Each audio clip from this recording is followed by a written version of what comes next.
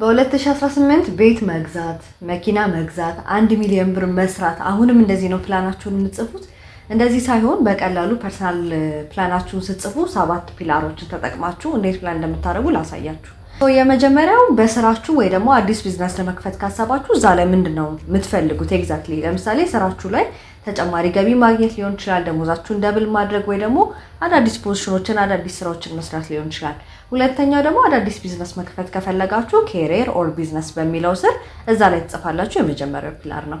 ሁለተኛው ደግሞ ፋይናንሻሊ ነው። ፋይናንሻል ላይ የሚከፋፈሉ ነገሮች አሉ። ኢንካማችሁን ማሳደግ ሊሆን ይችላል፣ ሴቪንጋችሁን መጨመር። ለምሳሌ ክሊር ስታደርጉት ኢንካማችሁን መጨመር ከሆነ ሀሳባችሁ በ50% ገቢን መጨመር፣ በ20% ሴቪንግን መጨመር እያላችሁ ክሊር አድርጋችሁ አስቀምጡት። ሶስተኛው ደግሞ ሄልዝ ነው። ስለዚህ በጤናችሁ ላይ ማሳየት የምትፈልጉት ለውጥ ምንድነው? ጤና አመጋገብን፣ ኤክሰርሳይስን፣ ሌሎች ኢንቫይሮንመንታል ሶሻል የሆኑ ነገሮችን ያካትታል። ስለዚህ በዛ ስር ምንድነው ማድረግ የምትፈልጉት? ለምሳሌ ከኪሎ ጋር የተያያዘ ኢሹ ካላችሁ ኪሎ መጨመር ወይ ኪሎ መቀነስ ከሆነ እንደዛ ክሊር አድርጋችሁ ማስቀመጥ ማለት ነው።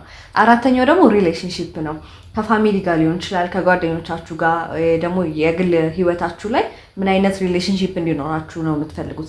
ለምሳሌ በሳምንት አንድ ቀን ቤተሰብን መጎብኘት ሊሆን ይችላል፣ ወይ በ15 ቀን አንዴ ጓደኛን ማግኘት። እንደዚህ ክሊር አድርጋችሁ አስቀምጡት። አምስተኛው ደግሞ ፐርሰናል ግሮዝ ነው። ፐርሰናል ግሮዝ ላይ በህይወታችሁ በዚህ አመት ማሳደግ የምትፈልጉት ነገር ምንድን ነው?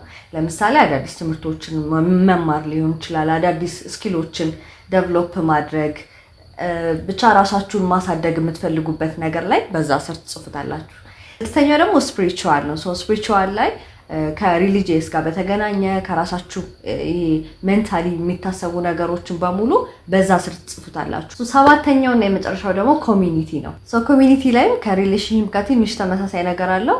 ከእናንተ ውጭ ያለ ኮሚኒቲ ጋር ማድረግ የምትፈልጉት ለምሳሌ ቮለንተሪ ስራዎች ሊሆኑ ይችላሉ። ኤኒቲንግ እንደዚህ አይነት የሆኑ ነገሮችን ክሊር አድርጋችሁ ማስቀመጥ ትችላላችሁ። በዚህ መንገድ ፕላን አድርጉ።